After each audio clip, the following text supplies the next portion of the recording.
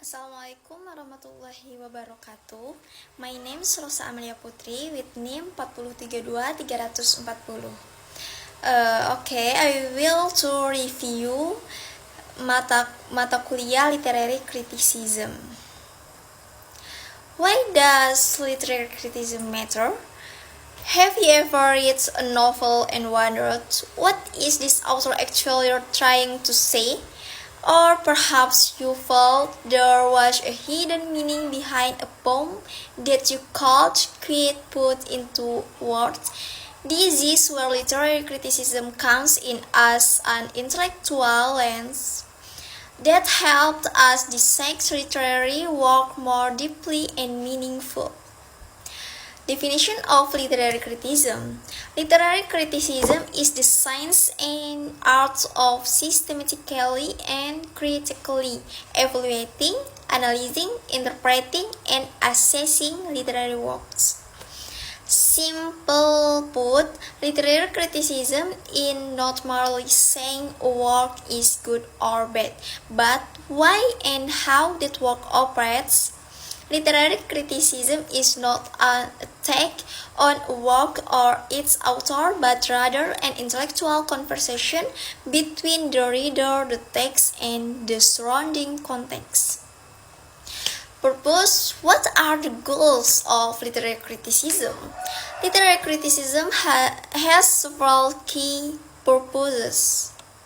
Understanding meaning, exploring what the text conveys explicitly and implicitly, evaluating quality, assessing the strength and weakness of a literary work, connecting context, linking the work to social, culture, and historical condition, developing appreciation, enhancing the ability to enjoy and understand literature, expanding knowledge, opening new perspective on life through literary.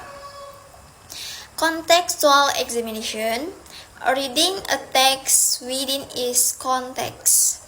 A literary work is not born in a vacuum. Contextual examination invites us to understand literary works by considering historical context. When was the work written? What events were occurring at the time? Sociocultural context, the values, norms, and traditions of society that influence the work. Biographical context, the author's life experiences reflected in their work. Political context, the power structure and ideologies behind the writing. Example, the novel 1984 by George Orwell cannot be fully understood without understanding the context of totalitarianism and the Cold War that shaped it. Critical thinking. Thinking critically in literature.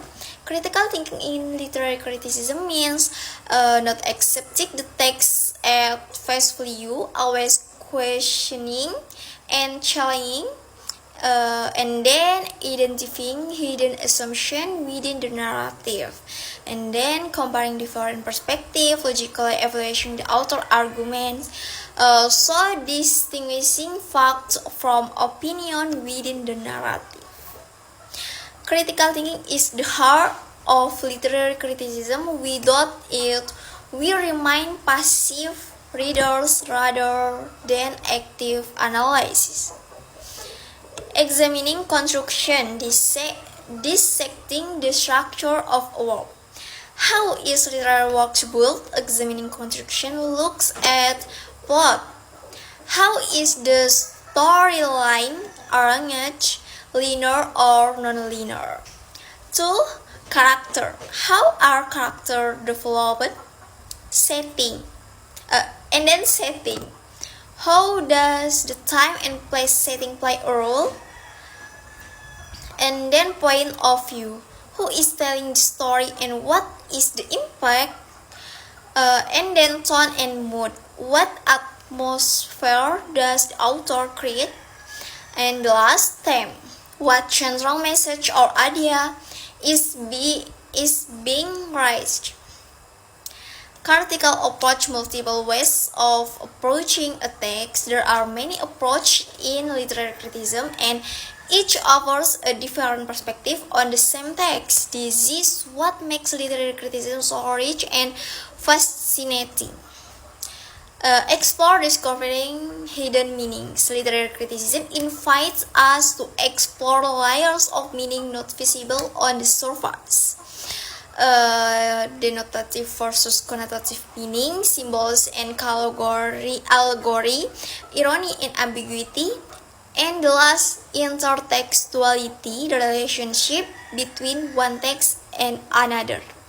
Every reader can find a different meaning from the same text, and that is beauty of literature.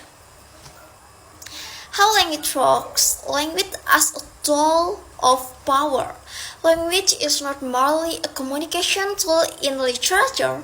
Literary criticism examines how language works to create reality. Word choices shape how we view the world, build power.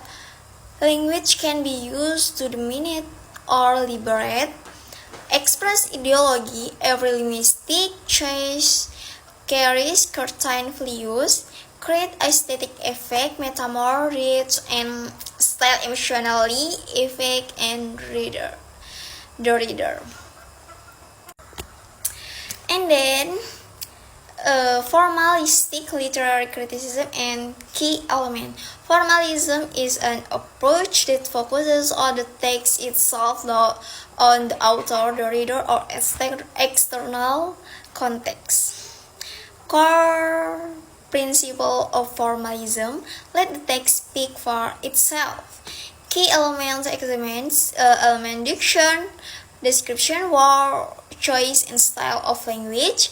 Element imagery, visual and sensory depiction, element structure, organization, and form of the work.